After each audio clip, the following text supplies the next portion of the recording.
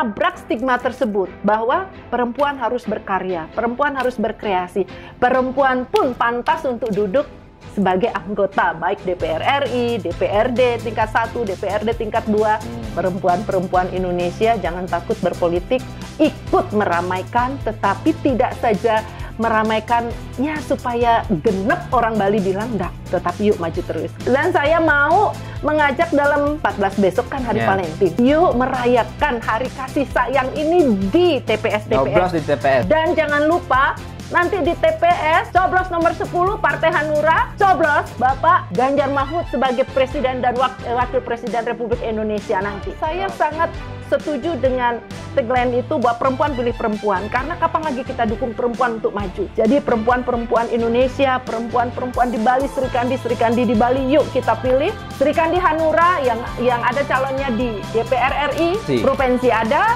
DPR Kabupaten Kota juga ada. Tentu pemerintah sudah melihat, mengantisipasi semua supaya tidak mengganggu periuknya Bali, karena periuknya Bali adalah pariwisata. Sangat bersyukur sekali sampai saat ini tidak terjadi gejolak. Pariwisata juga tetap, walaupun memang Januari, Februari, Maret itu kan memang dari low season memang kita. Jadi bukan karena pemilu gitu. Bukan karena pemilu.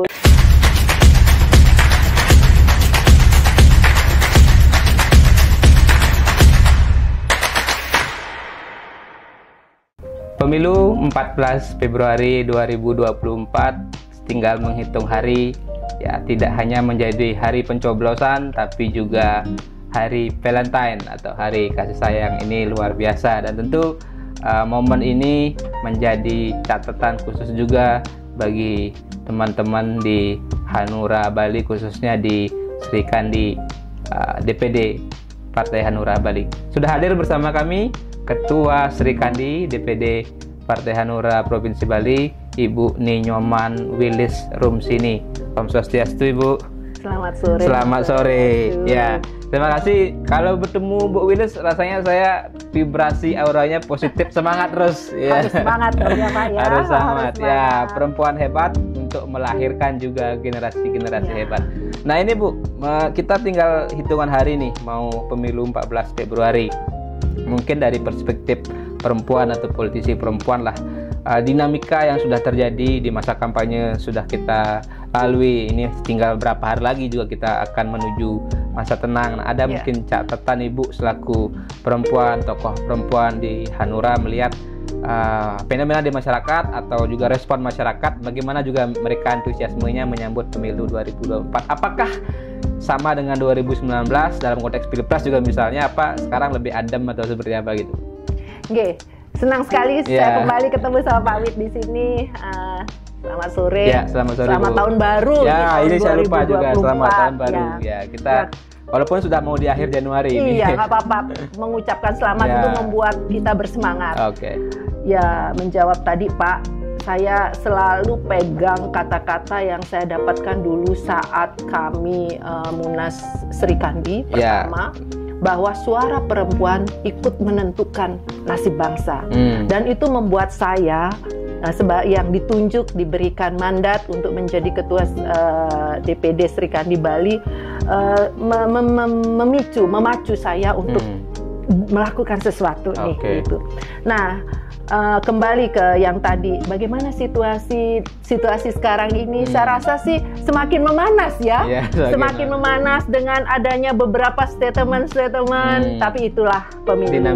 Dinamika yang penting, di luaran boleh panas tapi hati tetap adem, kan seperti itu. Dan saya melihat bahwa memang banyak sekali caleg-caleg perempuan yang ikut berkontestan dalam pemilu sekarang ini.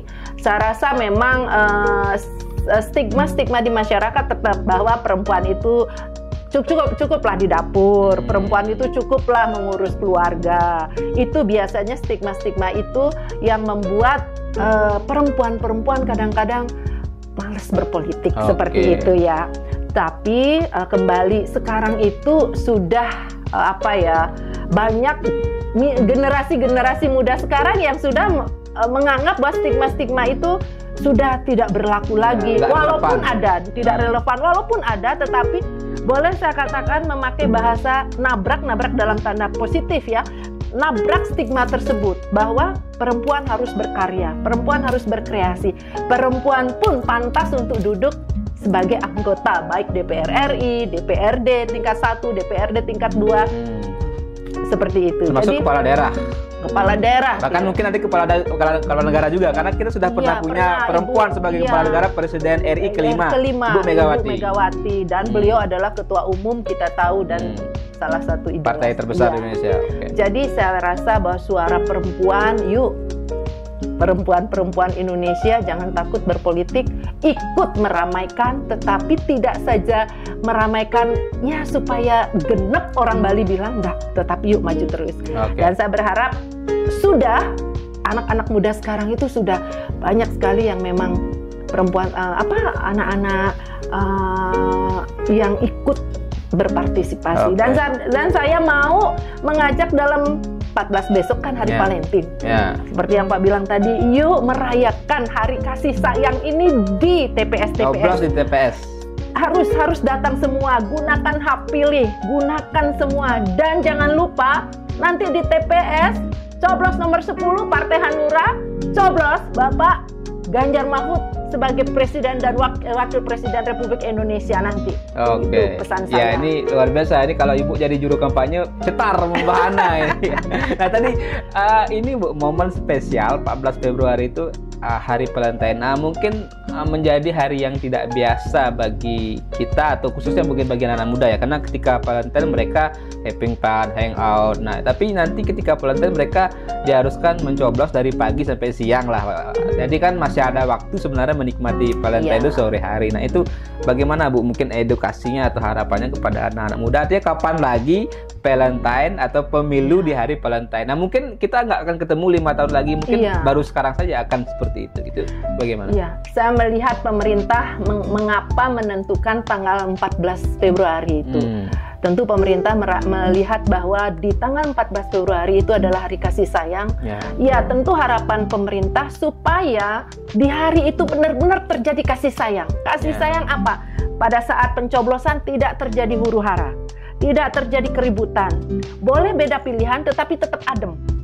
Yuk memilih sesuai dengan yang kita sudah ada ya, bahwa saya akan memilih nomor 10 Partai Hanura, saya akan memilih Ganjar Mahfud sebagai presiden, yuk coblos. Dan untuk anak-anak muda, dari jam 7 sampai jam 12 diberi kesempatan untuk memilih. Gunakan hak pilih untuk bervalentin. Jadi gini, yuk datang dengan pasangan ke tempat pencoblosan. Terus kalau umpamanya pasangan saya di daerah pemilihannya beda gimana? Nggak apa-apa. Antar dulu, kan ada waktu dari jam 7 sampai jam 12. Jangan karena berjauhan terus nggak datang supaya merayakan hari Valentine. Kalaupun berjauhan nggak apa-apa, pasangan pacar di sana coblos pasangan yang satunya sih, tapi setelah jam itu datang, kamu sudah nyoblos belum? Sudah nih, tunjukkan tanda. Jadi yuk gunakan hak pilih. Saya menghimbau supaya semua generasi muda yang sudah mempunyai hak pilih, gunakan hak pilih karena suara kalian menentukan bagaimana 5 tahun, minimal lah 5 tahun ke depan. Oke. Gitu. Nah, tadi kalau kita kembali soal perempuan, Bu, sebelum ini saya bahas ke hal lain mungkin yang tidak kalah menariknya juga, menjadi dilema mungkin juga. Nah, selama ini kan kampanye, tagar atau tagline perempuan dukung perempuan selalu digaungkan oleh politisi-politisi perempuan tentunya. Kan nggak mungkin laki-laki bilang perempuan dukung perempuan, tapi tagline itu, narasi itu, kampanye itu digaungkan oleh politisi-politisi perempuan di semua tingkatan, baik yang petahana maupun juga yang baru-baru. Tapi faktanya kan walaupun memang jumlah pemilih perempuan mayoritas setengah lah misalnya atau lebih gitu, tapi faktanya kan politisi perempuan kita yang terpilih di DPRD kabupaten kota, provinsi sampai DPR RI kan masih jauh dari angka kuota 30% dalam konteks keterwakilan mereka sebagai caleg, tapi yang terpilih kan jauh dari angka 30%. Nah, menurut Ibu Wilis, apa sebenarnya yang menjadi barrier seorang perempuan itu tidak bisa, ya kita nggak berharap setengah lah, minimal 30% lah misalnya terpilih sesuai dengan memang kuota caleg perempuan 30% sesuai amanat undang-undang gitu. Nah, seperti yang saya bilang tadi, stigma itu masyarakat tidak melihat secara intelektualitas. Walaupun seorang perempuan itu intelektualnya tinggi, yaitu kembali ke stigma itu, bahwa perempuan yuk di dapur ngurus keluarga, perempuan tidak bagus berpolitik, politik itu punyanya laki-laki, ya stigma-stigma di masyarakat seperti itulah yang mengakibatkan saya pikir 30% kuota perempuan untuk pemilu ini itu tidak terpenuhi. Nah, itu yang mesti harus sekarang harus diberikan edukasi kembali bahwa kesetaraan itu harus digaungkan kembali, karena memang stigma. Kalau Pak bilang perempuan pilih perempuan, iya, kayak saya nih, saya lihat nih, oh saya udah menentukan nih pilihan untuk DPR RI, saya sudah tentukan pilihan untuk presiden, wakil presiden, sudah lah, itu sudah pasti saya pilih Pak Ganjar dan Pak Mahfud, udah pasti itu saya pilih. Untuk partai pasti Hanura, untuk DPR RI saya pilih perempuan, saya sudah dapatkan. Saya sangat setuju dengan tagline itu bahwa perempuan pilih perempuan, karena kapan lagi kita dukung perempuan untuk maju.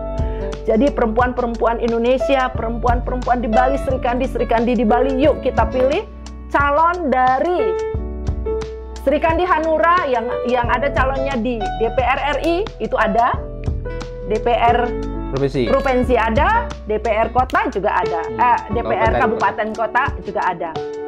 Jadi yuk kita pilih perempuan untuk perempuan-perempuan Indonesia. Kita yang harus dorong, karena perempuan di Indonesia itu lebih banyak loh dari laki-laki. Ya, saya bilang, lebih banyak. Kita golkan perempuan-perempuan Serikandi Indonesia yang hebat untuk duduk di pemerintahan. Ya, tapi tadi dengan fakta dari setiap pemilu ke pemilu kan masih kurang, Bu. Apakah ada juga semacam hambatan atau misalnya semacam apa ya, perspektif, persepsi atau juga kondisi psikologis yang berbeda bahwa perempuan itu pada faktanya tidak mendukung perempuan? Apakah itu juga ada hambatan psikologis atau mungkin bahasa kasarnya hambatan karena sirik mungkin gitu ya? Sirik, atau mungkin mereka melihat kalau perempuan mungkin juga kalau melihat calon yang ganteng, pilih yang ganteng aja deh, ngapain saya pilih perempuan, mending pilih yang ganteng begitu. Apa hal-hal seperti itu juga menjadi faktor-faktor, Bu, dalam dinamika realita elektoral yang terjadi? Mungkin ada, tapi persentasenya sangat kecil. Karena yang saya lihat adalah kekeluargaan itu, kekerabatan itu sangat erat dalam memilih.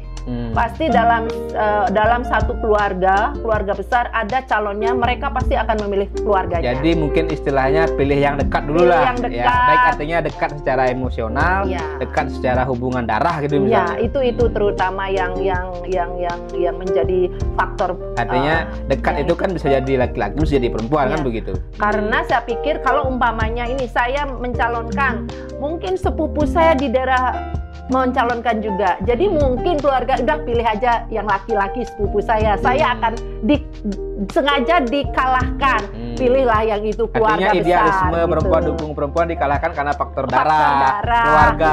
Ya, saya pikir itu sih yang paling tinggi. Kalau umpamanya yang Pak bilang tadi, yang saya juga bahwa cemburu, bahwa dia nanti itu prosentasenya kecil karena kami perempuan-perempuan.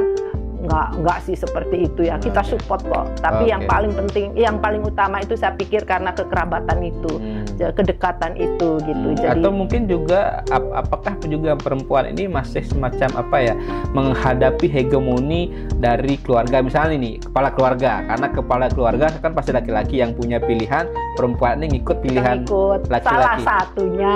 Salah satunya masih ada seperti itu. Karena nanti pilih ini ya, gitu. Nanti pilih ini ya.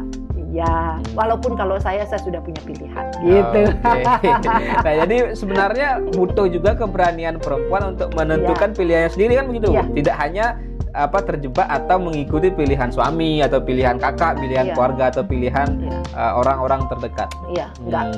Kalau saya sendiri tidak sih, kita harus punya pilihan sendiri dan kita harus. Iya, memang harus menjadi pilihan kita, kita harus fight untuk diri kita sendiri. Jangan terpengaruh oleh orang lain, seperti itu. Ya, tadi juga yang ingin saya tanyakan ke Ibu, karena kan Ibu Willis ini seorang praktisi pariwisata, artinya sudah belasan mungkin bahkan puluhan tahun berkecimpung di dunia pariwisata, dunia hospitality di Bali. Nah, kita tahu nih kan teman-teman yang di pelaku pariwisata mungkin susah mencari libur susah mencari waktu, apalagi nanti kalau kita bicara konteksnya 14 Februari pemilu. Nah, bagaimana Bu? Apakah juga artinya teman-teman di industri pariwisata bagaimana menyikapi ini, apa memberi kelonggaran kepada karyawannya atau saya nggak tahu apakah ada misalnya kebijakan yang dikeluarkan atau regulasi pemerintah misalnya mengatur khusus para pekerja atau libur misalnya di 14 Februari, tapi rasanya kan nggak mungkin semua hotel libur gitu kan. Itu kalau yang ASN oke lah libur, yang misalnya yang di sekolah-sekolah, tapi kalau di pariwisata bagaimana cara menyikapi mengatur waktu. Dan ini kan juga karena pekerja pariwisata di Bali kan mayoritas lah besar juga mungkin pemilihnya kan, jangan sampai karena kebijakan di tempat bekerja mereka nggak dapat kelonggaran memilih, jadi hak memilih mereka hilang, suara mereka hilang. Ya kalau saya sendiri sudah sekian lama berkecimpung melakoni kita di pariwisata, dan saya pikir kebijakan juga sudah diambil saat ini bahwa kan kita shift-shiftan.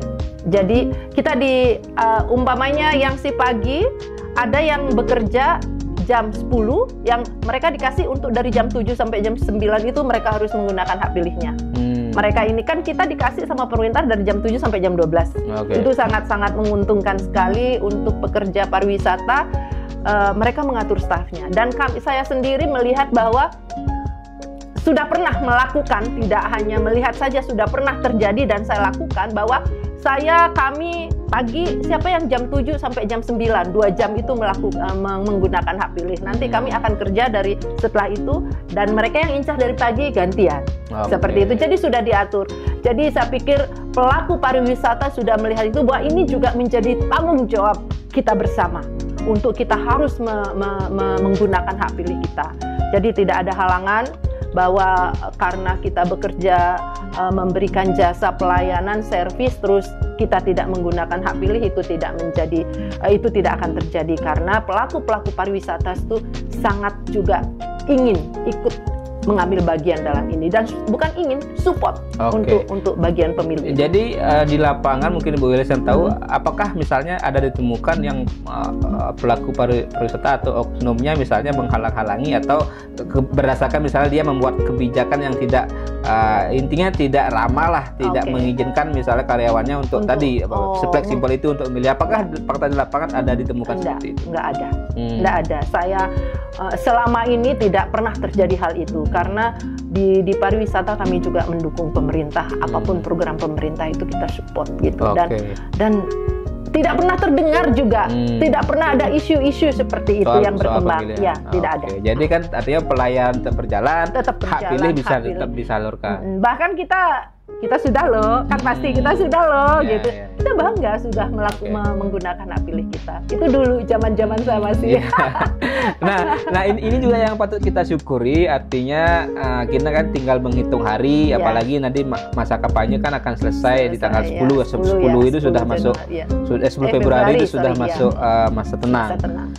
Sejauh ini Astungkare tidak ada gejolak. Kalau kita bicara di Bali khususnya, artinya ini kan menjadi angin segar juga untuk dunia pariwisata. Ketika pemilu aman, damai, tidak ada gejolak, itu luar biasa kabar yang sangat membanggakan. Bagaimana Ibu Wilis melihat kondisi sejauh ini yang masih cukup kondusif lah? Artinya ini juga menjadi tanda kutip berkah atau menjadi hal yang positif bagi dunia pariwisata juga. Ya, saya ingat waktu kita podcast beberapa hari yang lalu, saya juga mengatakan bahwa tentu pemerintah sudah melihat, mengantisipasi semua supaya tidak mengganggu periuknya Bali, karena periuknya Bali adalah pariwisata. Kita di Bali tentu kita bicara Bali, dan sangat bersyukur sekali sampai saat ini tidak terjadi gejolak, dan pariwisata juga tetap, walaupun memang Januari, Februari, Maret itu kan memang low season memang kita. Jadi bukan karena pemilu gitu. Bukan karena pemilu. Dan saya sempat bicara dengan seorang general manager juga bahwa kita coba compare nih, kita bandingkan nih dengan tahun lalu, tahun sebelumnya, bahkan sebelum pandemi. 2019 itu kan sebelum pandemi, kita lihat trimester pertamanya tidak terjadi penurunan yang signifikan. Tidak tahun memang, pemilu ini. Iya, jadi bahkan saya lihat ini naiklah sedikit berapa persennya, cenderung. Jadi saya pikir bukan karena pemilu, dan pemerintah, terima kasih sama pemerintah yang memang sudah mengantisipasi itu, dan supaya sampai di hari H pun pemilu itu menjadi benar-benar pesta demokrasi yang membuat masyarakat itu tidak berpikir gara-gara pemilu nih, supaya nggak ada bahasa seperti itu, terutama kita di Bali yang memang hidup dari pariwisata. Oke, Pak. itu memang menjadi apa ya? Tadi seperti saya bilang menjadi kebanggaan, dan tentu ini tugas kita bersama juga mengawal sampai hari H 14 Februari. Tapi tidak cukup sampai 14 Februari karena ada penghitungan, ada rekapitulasi, ada potensi gugatan ke MK, itu tetap kita jaga, intinya sampai selesai di MK lah kalaupun ada gugatan di MK kan begitu. Oke. Nah, terakhir Pak Wiles, mungkin sebagai sebuah closing harapan untuk 14 Februari tadi, penegasan saja untuk anak-anak muda khususnya untuk perempuan dan juga untuk dunia pariwisata di Bali. Closing singkat. Ya, saya berharap yuk semua Serikandi Indonesia yang hebat-hebat, yuk kita gunakan hak pilih. Mari kita semua adik-adik, yuk kita gunakan hak pilih di tanggal 14 Februari nanti, karena suara kita sangat menentukan minimal 5 tahun ke depan. Sangat dibutuhkan partisipasi kita. Jangan lupa tanggal 14 datang ke TPS di mana hak suara kita terdaftar. Jangan lupa coblos nomor 10 Hanura, dan untuk presiden wakil presiden coblos Pak Ganjar dan Pak Mahfud. Hanura, bangkit jaya menang. Oke, luar biasa. Ini kalau nanti pemilu saya mau Pak Wiles saja jadi jurkam ini. Ya, terima kasih Pak Wiles. Kita harapan yang sama tentu kita sampaikan, intinya pemilu damai, siapapun yang terpilih semoga itu menjadi pemimpin terbaik Pak Ganjar Mahfud dong. Ya, di level eksekutif, kepala negara, presiden, wakil presiden, di level DPR RI, DPD RI, DPRD provinsi, dan DPRD kabupaten kota. Beda pilihan itu biasa, setelah pemilu kita kembali dalam sebuah kebersamaan keluarga besar negara Republik Indonesia, Bali dan NKRI. Terima kasih Bu Wiles. Kita sambung di kesempatan berikutnya. Semoga bisa menginspirasi. Salam hati nurani. Salam hati nurani.